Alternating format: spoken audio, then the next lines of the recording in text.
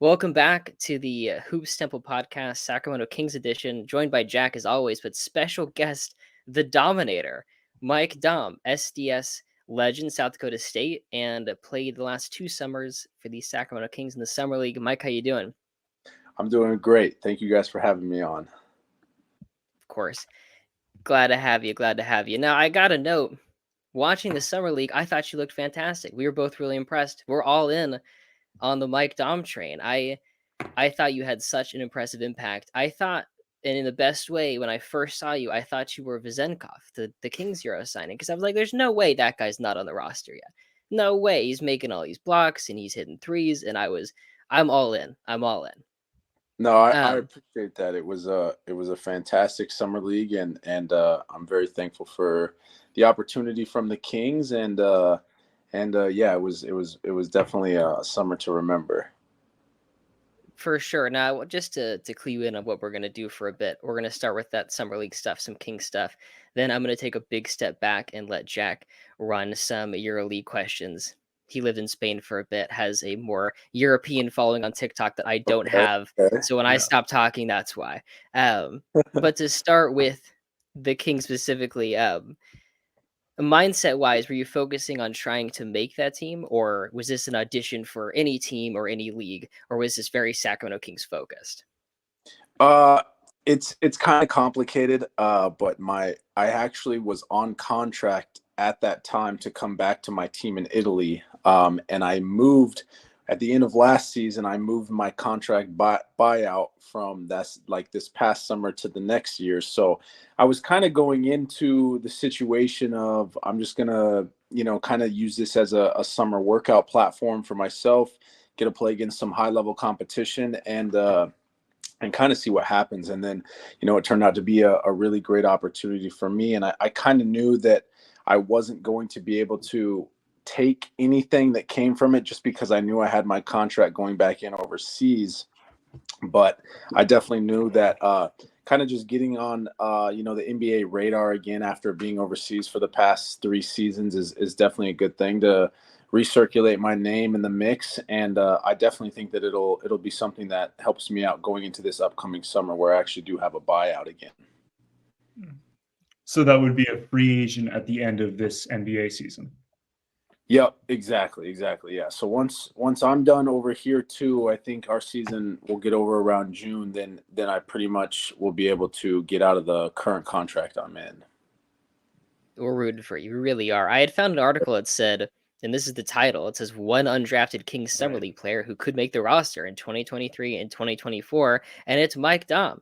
Everyone's in. Everyone's so in. But I wanted to ask you, you mentioned high-level talent on the Summer League roster. Of your teammates, who stood out the most? Who'd you have most fun playing with? Definitely Keegan. That guy he's a character in itself. He's just a fantastic dude. And actually we've got mutual friends just from him being around the Iowa area. And then I played with one of his close childhood friends, Matt Mims, in college at South Dakota State.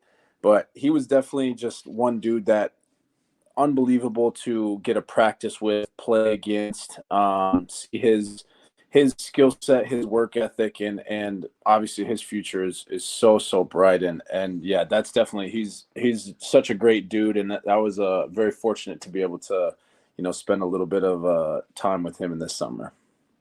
He has kind of a more subdued personality outside with the fans. It's kind of a joke among Kings fans of how, you never see him smiling. He's kind of like Kawhi Leonard. Yep. Is that like his real personality? Or is that just because what he puts forward? No, that's legit. That's him. He really is. He's true to himself, and that's exactly how he is. And just how he carries himself. But like I said, he's seriously a one of a kind guy. We're excited. We're all on the Keegan train. It's been a wild ride. Now, this is a question that Jack had mentioned to me earlier. You spent 2 seasons with the Kings. Did you notice a cultural difference between last season and the season prior in terms of just the energy and the atmosphere? The Kings finally winning some games after so long. What kind of impact did that have on you? Well, actually, this was my first summer league with the Kings, and that's been like the only thing that I've had with them. So, Yeah. So I mean, I think we got obviously mixed up just slightly. We apologize. No, it's all good. But I mean, following along from an outside perspective, it's been fantastic to see, their success. And the main thing is the culture that just builds up around Light the Beam. I love seeing all that kind of stuff on social media. But they definitely, just from the short summer and extent that I was able to be around the program, the front office, all the coaching staff, it's definitely something special that they have going on there. And I was, like I said, very fortunate to get a small glimpse into that this summer. Thank you. Sorry for messing up the back to back. We were certain about that. No, good. How did that journey happen though, in terms of reaching that agreement with the Kings? What's the behind the scenes like of being overseas and all of a sudden being in the NBA Summer League? Yeah, for me, it was just reaching out to my agent, and I pretty much told him that I wanted to play summer league this summer. And the Kings is just kind of who accepted me being on the roster, and it was kind of well communicated too that I was just, I wouldn't be able to get out of my contract. It was kind of I'm going to get on, I'm going to practice, I'll be able to stay in shape this summer and use it as my summer workout pretty much. And then and that's kind of just how it happened. It was one of those things where I just texted my agent, and then that's who came back with. Is that more of a common summer league experience, or is that more unique to European players coming over here? It's different for everybody. I would say for me, I was one of the oldest guys in summer league this summer, probably at 27.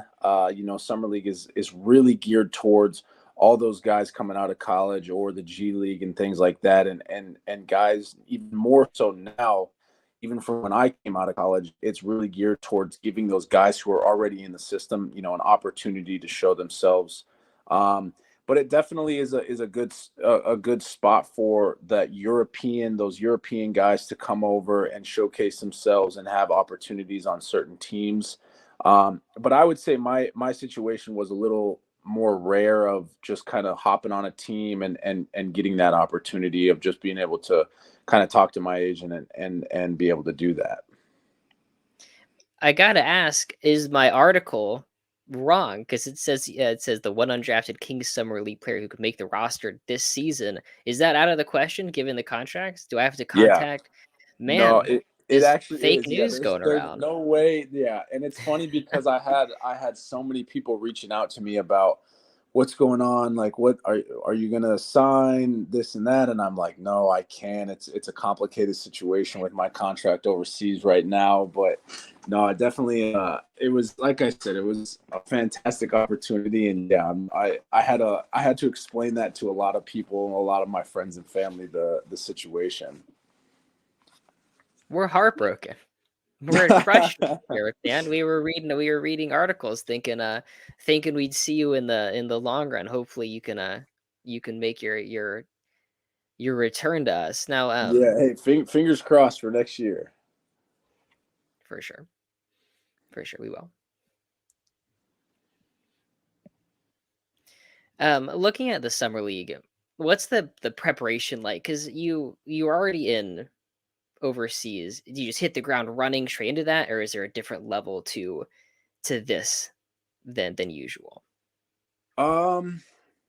So I played my first summer league back in 2019, and that was like a whole new, out of college and getting that small taste of NBA summer league is a completely different mindset and things, and that's really when I kind of had no idea what was going on, and I just hit the ground running and trying to do the best I could when I played summer league with the Trailblazers at that time.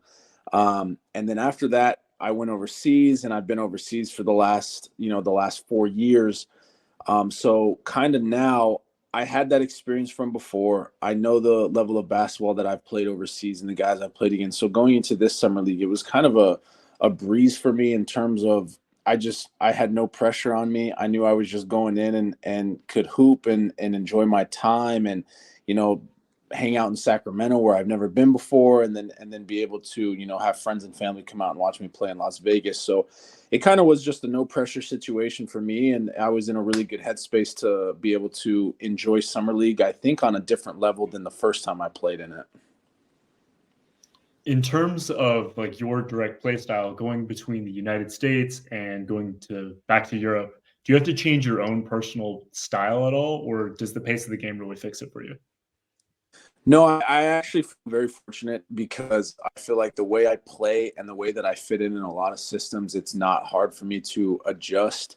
The play style is definitely different. In Europe, I would say in different countries, they're definitely geared towards different ways. Like Spain, super defensive geared, like low scoring games. Guys aren't going to have, you're going to find very, very few guys that are scoring above 20 points a game in the ACB. And then in Italy, it's kind of the opposite. I would say it's a more offensive league, and they want to look to run up the score and things like that, and they play a little bit quicker.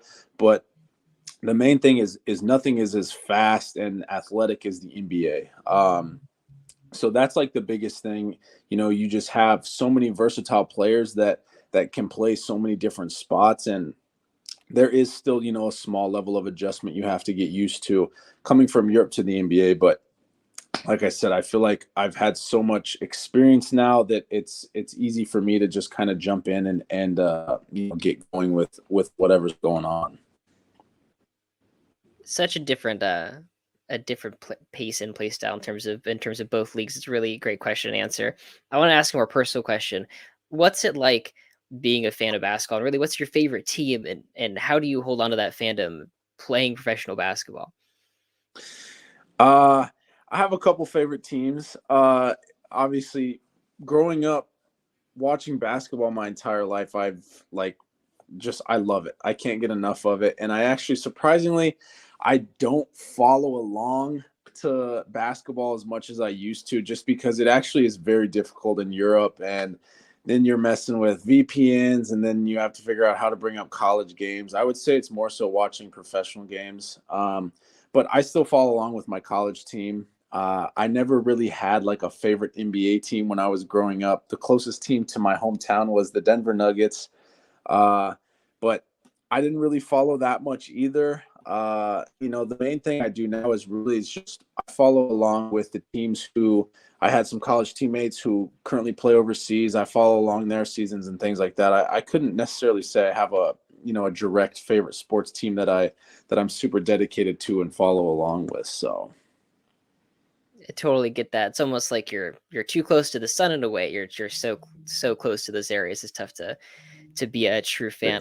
You mentioned college a few times. I wanted to touch on one thing. This is just a fun question I wanted to ask. You are the all-time leading scorer in South Dakota State history. Yeah. Congratulations. That's incredible. Do you know who you passed up for number 2? Nate Walters. Nate Walters, NBA legend. Me and Jack were losing our minds. We were thrilled about that. Yeah, he's such a great dude. I haven't had the chance to play against him overseas. But I hope I get the chance, or who knows, maybe play with him someday. So to continue on that college track, back, I can't remember the exact date, but there was a big game you had 38 points to pass the Kings legend Oscar Robertson, who ended up representing the Kings in the summer league. How was that game? I'm sure that's a huge deal for you. Yeah, it's hard to tell because I feel like that part of my life is like so long ago. But each one of those games, and I mean, obviously, especially that one, I want to say, yeah, I can't narrow down exactly where we were when we were. It might have been in a tournament somewhere, but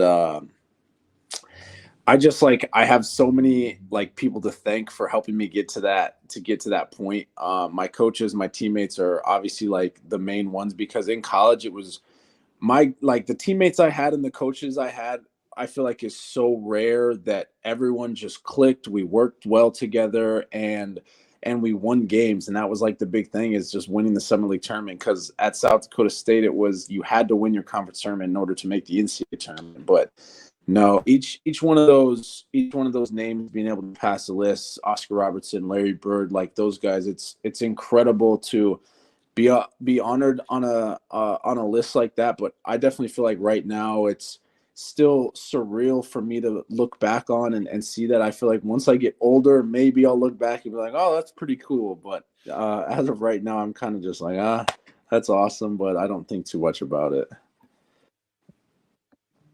it's it's really incredible looking at all your college statistics, and you mentioned how long ago that was, but it's still great to look at. Now, you mentioned the people that help you get yourself to this point, and I had to touch on it because looking into your stuff, you have the most athletically gifted family in the world's history. As someone whose my mom is 4'11", and I feel cheated in life. Your own mom was the all-time leading scorer at University of Wyoming for women's basketball, and your dad played in the NFL. What do you guys play at family gatherings? What sport? I just have to know. What does the Daum family compete in? Well, the thing is my family we were all over the place. I mean, obviously we did basketball. We didn't do much football. My dad, because no one was going to tackle my dad. But we played like the most random games, like we call it Polish golf. It's like where you got the two golf balls at the end of the rope, swing them to like a ladder. That, ping pong, billiards, golfing. There's just like a list of a bunch of just random sports like frisbee golf, things like that we play, and it's kind of fun just because I feel like we were so easily just be able to pick up all those things, and it was fun. It was a lot of fun growing up with an athletic and very, very active family. That's so very cool. I love that it's not all just crazy athletic stuff. You guys take it easy with the Polish golf whatnot. Well, I'll take a step back, and I'd love to hear some of your league-oriented questions, Jack, and please go for it. Yeah, so international hoops, especially European hoops, has been a lot in the news recently with the FIBA World Cup, the whole Noah Lyles thing. Now, I'm sure you've been asked probably a million times as an American in Europe how you feel about all of that. You know, if you're not too tired of talking about it, I'd love to know what someone in your position would have to say about it. Yeah, it's definitely an interesting take. I don't disagree with him, but I also don't agree with him. It's so hard because all hoopers around the world know that like the NBA is the best of the best. Like it is the best basketball in the world. But obviously at the same time, you know, you do have to give spotlights to those European competitions and teams that, you know, Spain's national team, Italy's national team, Serbia's national team, Germany's national team. Obviously, those are such high-level teams that have so many NBA guys on them that I have thought about this before. I'm like, well, it's like they should take, you know, the competition, the top teams of each league each year, and just play a big tournament, and you can officially say you're a world champion each year, and do something like that. And yes, I do think the United States would come out on top 95% of the time, but it definitely would, you know, make saying, okay, world champions on a yearly basis is like, it's better than just saying it. And it's like, oh, well, you probably have so many other teams overseas that are like, oh, well, we could compete and we could beat, you know, United States team. So it's tough. I see both sides of it, but yeah, I think that's where I stand on it. Yeah. European basketball is really so fascinating at least to me, and to a lot of other NBA fans who actually get a chance to look at it because of there's so many different rules. The one that I was thinking about the most when I was, you know, doing some research on your team, Tortona, or how do you generally say it? Tortona is the city, Tortona. And then Derthona Basket is like our team name. So like casually, I'd say Derthona Basket. Yep. All right. So when I was doing research into them, recently got promoted to the top league of Italian basketball. That's a big deal. Promotion and relegation is not a thing in America. It's basically never been an idea, but recently it's been floated to avoid tanking and all of that. How does the promotion relegation thing fall into a season? I know it's an incredibly scary thing to think, hey, if we're the worst team in the league, we're not in the league anymore. Yeah, it's a huge factor. For me personally, I've been lucky enough to never have to experience being in the relegation zone or anything like that. But I know so many guys, well, one, their contracts are based on if you get relegated, then your contract gets cut, things like that. And then obviously there's just added motivation. You never want to be in that position. But I definitely do think it gives a whole new meaning to, all right, we got to win games. Like, no matter what's going on, we got to figure out what to do, because if you get relegated, you get punished for it. And obviously that also in turn gives the teams in those lower divisions that opportunity to come up, show themselves, raise their budget. I actually think it's a great something that they could introduce into the NBA. I don't know how, because I feel like the G League would have to become more prominent before they could ever just start dropping teams down to the G League, and then bringing them up from the G League. But I definitely think it's something that I don't know how they could do it in the NBA right now, whether, if you lose, your budget decreases or things like that. I have no idea, but it definitely overseas. I love the concept of it. I love the idea of it. And I love that it definitely makes things so much more competitive. Yeah, I can imagine. It sounds like an incredible situation. I get bombarded, and again, because of the FIBA World Cup, I've recently gained a significant European following, and with that, I'm constantly barraged with the idea that the European passion, especially with the fans, Americans couldn't even imagine it. How are the fan bases over there? I've heard incredible things. Yes, I've seen some of the best fan bases, and I've seen some of the worst fan bases. Like, I've seen you're out on the court and they have like these covers over the opposing team benches because they're like throwing like legit euros, like coins and water bottles, and they're spitting on you and they're cussing you out and they're messaging you. And I've seen it all. And then I've also seen the craziest fan bases showing so much support and chanting, cheering the whole game. I don't think you would find that in the United States at all at an NBA arena, where they are constantly in unison, like cheering and singing fight songs and doing this like the whole game for 2 hours straight, and they're going crazy. And then obviously they let a lot more slide in these arenas overseas than they do in the NBA arenas. But I mean, flares and horns and just dudes going crazy, shirts off, like almost naked in the stands, and everyone's just loving it and going absolutely berserk. It's definitely a different world. Europeans and fans over here are so passionate about sports. It's awesome. It really is an awesome thing to see, and it's awesome to be able to be a part of both sides of it. So going back onto the fan thing, you've got a pretty diverse team. Is it are people talking trash to you in English, or are they trying to talk to you in Italian? How's your Italian? Well, I was going to say, actually, here, I haven't run into it much. Only a couple teams I've played, I've had fans like message me in Italian and I have to translate. I can't say it on here because it's like pretty bad. Stuff that they say is it's actually insane. Like, I'm like, oh my gosh, like that's incredible. But sometimes they'll try to talk like broken English, and I'm just like, nah, I'm not hearing that. Like, don't speak to me. I'd rather just have you speak to me in Italian and I'll translate it. But it's definitely interesting to see. So in terms with the upcoming season, you guys had a good year last year, finished 4th. What are you thinking in terms of the upcoming season? I've seen a couple of you guys' transfer moves. I don't know a lot of the names, but I recognize a few. What do you think your prospects are going to the next season? How do you feel about working in next year? I think it's going to be amazing.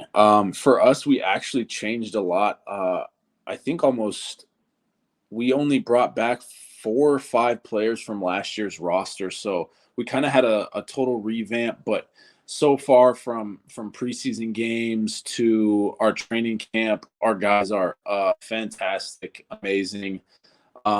And for us, I think the main thing is we're just focusing on us each day, getting better as a team.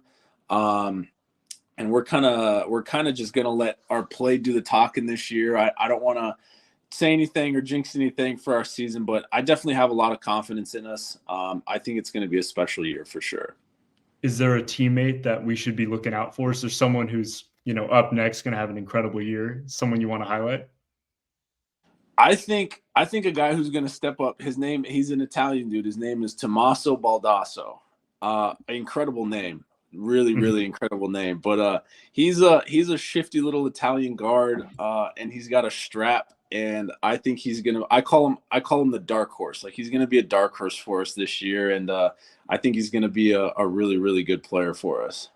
All right, Tommaso Baldasso. I will be looking out for him. Yep. I'm excited. It's hard to watch EuroLeague games from the US, but I try my hardest.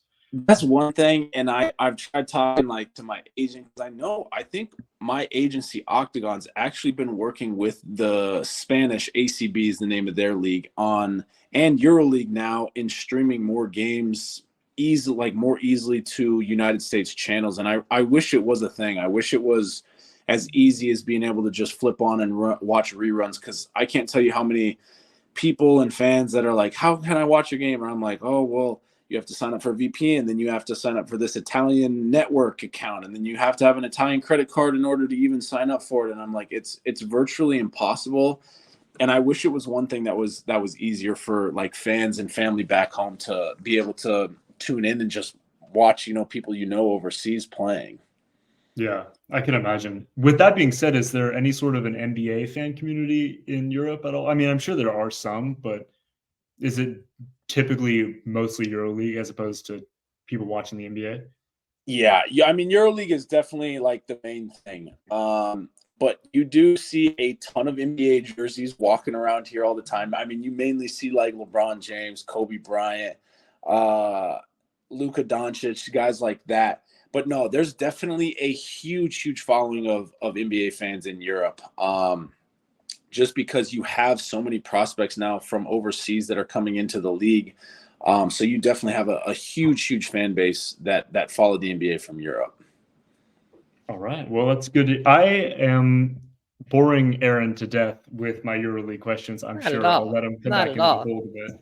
I'm having a great time. I loved Tommaso Baldasso. That is just an incredible name. I was reading a little bit about him while you guys were talking. For Olimpia Milano, 2-time Italian League champion, some championship blood infused into the team. I thought that was really exciting. The EuroLeague is so awesome. I love the talk about the fans, because you can't do much in the United States in terms of sitting there. You hang out and you're like, hey, basketball, I like it. But I wish they just for a day, like, let's see what we can do, and then paint our chests the purple and go nuts. And I really thought that was cool over there in Europe. Yeah, no, it's definitely a crazy experience. So, Mike, as a vegetarian myself, I saw an article saying that you switched over to a vegan diet in preparation. Are you still doing it? How hard is it to be a pro athlete while doing that? I'm not doing it anymore. Okay. I did, in college for literally a year, and it was very tough. It was like just completely foreign to me. I had to learn how to cook with a whole new food group. I ate a lot of the same things. I think falafel was like my go-to, and anything I could get with that, I cook with that, and veggie burgers, things like that. It definitely was a different experience. It opened up, my mind. I think I would say I felt better, but the hardest thing was just keeping on weight during that time. Just because my protein intake was, I feel like, so much lower, and obviously I have even more information now. But yeah, it was definitely a different time. Something that I would go on strides and for sure try again in short periods of time. So definitely something that I might have to look into. Yeah, I was curious. I found it really difficult maintaining a vegan diet. I played sports at the college level, so nothing crazy, but it was incredibly difficult to stay on track. Yeah, I get that. This is the most foreign part of this interview so far. I have never been vegan, and I did not play sports at the college level. Well, Mike, we appreciate your time so much. I want to ask you one last fun question.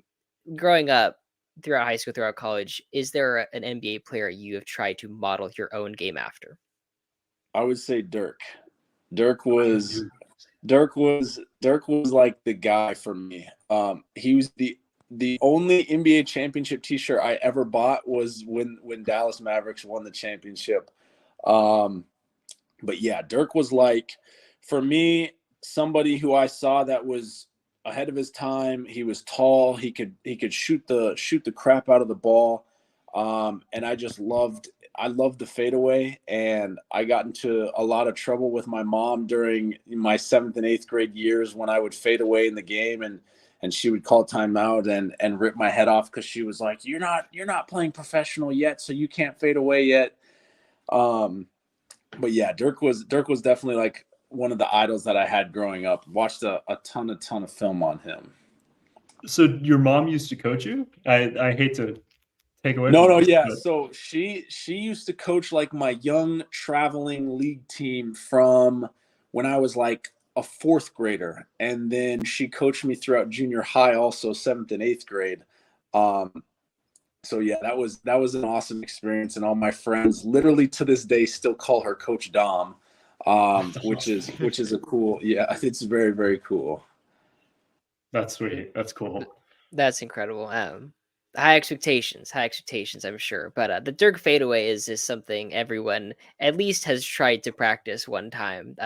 I think you got to break that out a few times in game for us. But thank you so much for your time. We'll start with Jack. Jack, where can the people find you? The people can find me as you usually do, anywhere on TikTok, Twitter, Instagram. It's all the same. Jack the Kings fan. And Mike, where the people are going to find you? Mainly on Twitter and Instagram at Dauminator24. The Dauminator. Is there anything you want the people to know? Anything you want to promote? Any news you want to break before we go? I have an AAU team called 24MD Team Daum. We've actually gained a ton of support and fans lately just because we've had our first Division I guy, Jaden Brown, at Idaho State, and I think we got a couple more Division I guys coming up for basketball. So we have a couple of boys teams, a couple of girls teams. So shout out to Team Daum. If you guys want to follow them, you can. If not, totally fine. They're based out of Fort Collins, Colorado. So it's a pretty cool program that I was able to help set up with my former AAU coach and kind of help give kids an opportunity to continue playing sports past the high school level. So incredible. Thank you so much, Mike. And you can find me at Possible Chairs on TikTok as always. Thank you guys. All right.